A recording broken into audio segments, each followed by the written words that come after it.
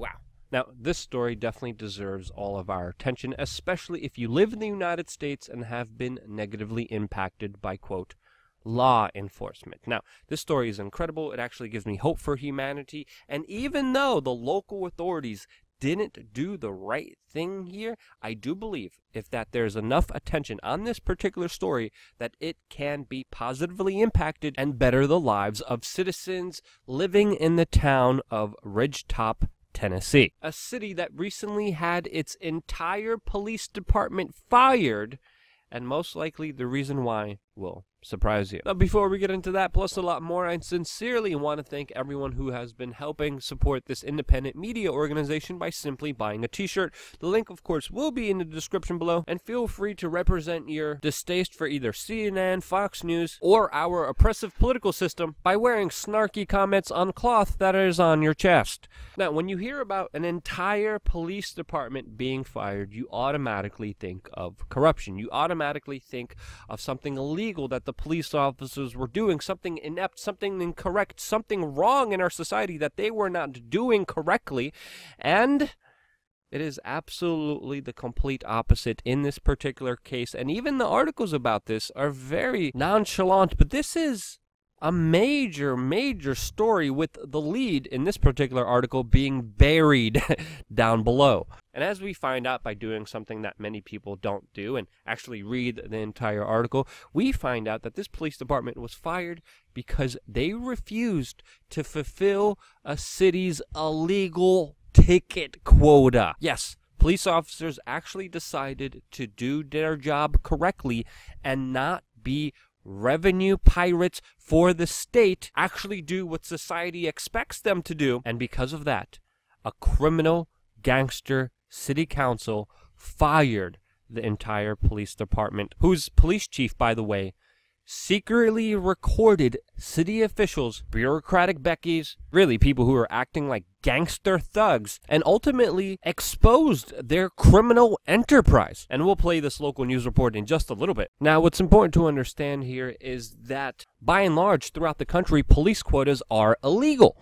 prioritizing extorting revenue from the general public instead of actually protecting and serving the general public. As this one officer even describes himself, quote, "I can tell my supervisors that I took 3 people to the hospital and I saved their lives, that the child that I helped deliver is healthy. I can tell them that, but that's not going to cut it." And many people need to realize that throughout this country, a police department's budget, his salary, or even the salary and the budget of the local gangsters, politicians, is widely dependent on the number of tickets, the number of citations that a police officer could generate. And in many places, especially in places like New York City, where we have big, over-bloated bureaucratic governments that promise its citizens free services. By the way, they're really just crap, end-of-the-barrel, really run-down crap services.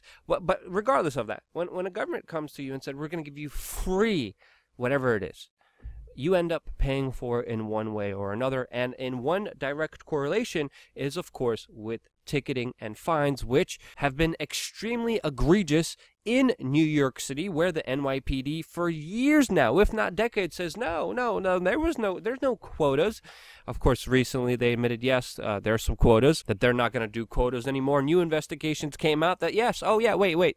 There's still quotas, even though they denied them at first. They supposedly corrected this system. And of course, with New York City going bankrupt, with many people saying edging towards financial disaster, the city is cash-strapped. And this is why, if you jaywalk now, there will be a hound of New York City police officers, traffic cops, regulators, controllers, permit patties, and other members of this criminal organization that will ticket you, cite you, and make you pay a fine for even simple infractions like even just sitting on your basic bike on the sidewalk. Yes, that's literally what I saw with my own personal eyes, something I personally lived through, something that I have to see every single day, and it's only getting more egregious. And this is why it's so amazing to see police officers actually stand up against this and do the right thing. Like this police chief who exposed this bureaucratic big government scam for what it is by secretly recording them. Here's the video from the local news in Tennessee. In tonight's Farrier Files, the Middle Tennessee Police Department investigates its own leaders after the mayor and vice mayor imposed illegal traffic ticket quotas. Tiny Ridgetop and Robertson County writing more than $250,000 worth of traffic tickets every year. In a strange twist tonight, the police chief is secretly recording his own boss. Fox 17 News' Dennis Farrier has our exclusive investigation now. The police chief had his investigators secretly tape meetings discussing traffic ticket quotas.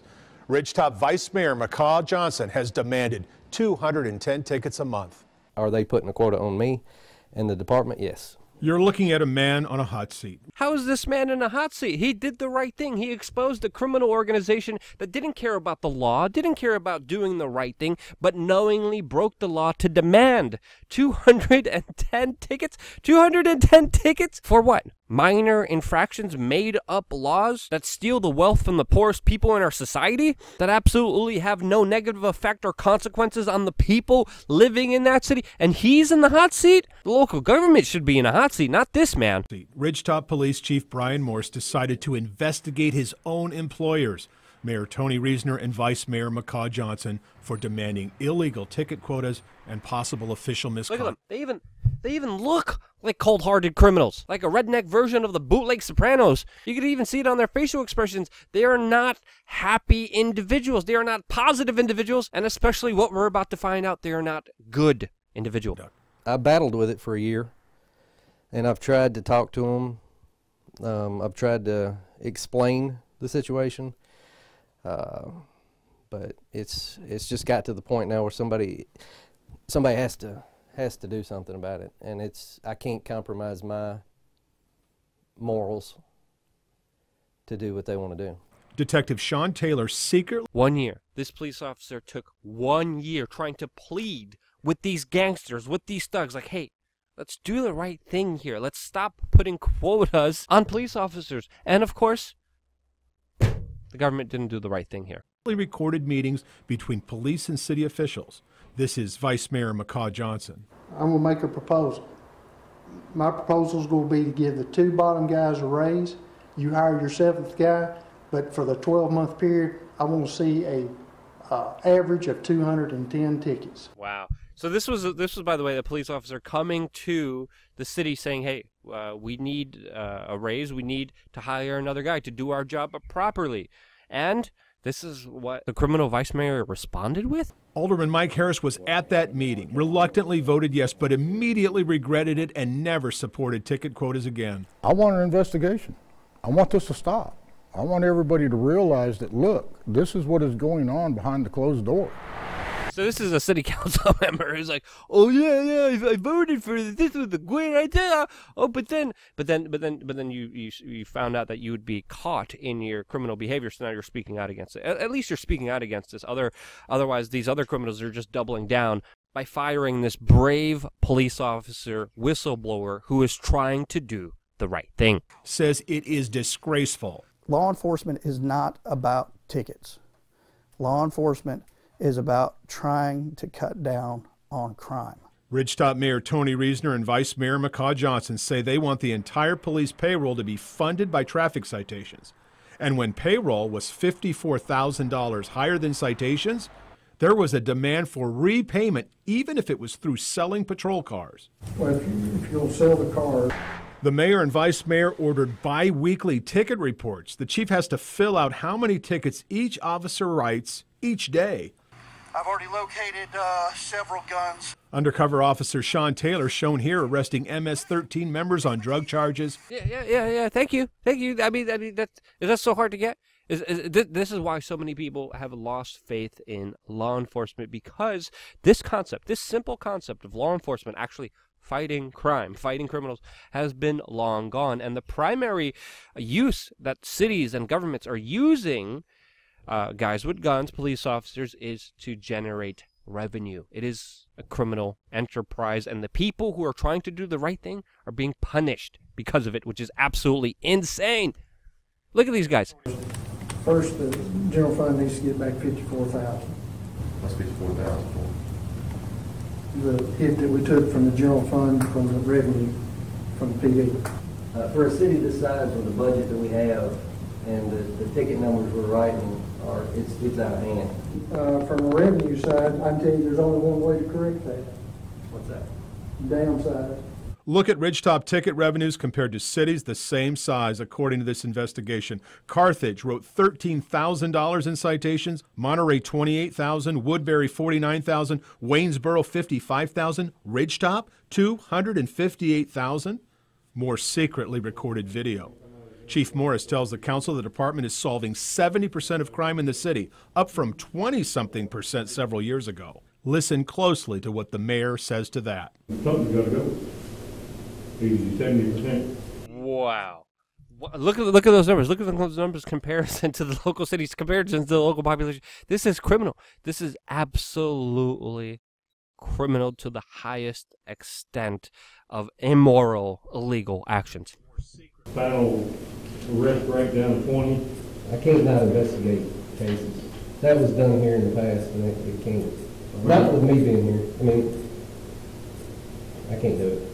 We dropped into a council meeting unannounced. Neither the mayor or vice mayor knew about the secret recordings. You made some kind of comment that you didn't care about the 70% crime clearance rate, that maybe it needs to go back to 20% because what matters most is tickets. And I said that? So you just saw previously an officer from that district deal with MS-13, deal with real issues, talking about how they were able to reduce crime, fight crime, and actually do it at a very high level by concentrating on doing the right thing instead of generating revenue for the state. And that was the mayor's response. Holy cow. And now the scumbag gets confronted. Look at this.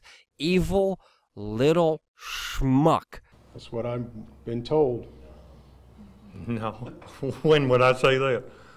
You can see his face. He knows it. He knows it. He's like, he knows he said it. The reporter shouldn't have been, I was told. No, you should have confronted him and be like, there's a video of you saying it, you little scumbag.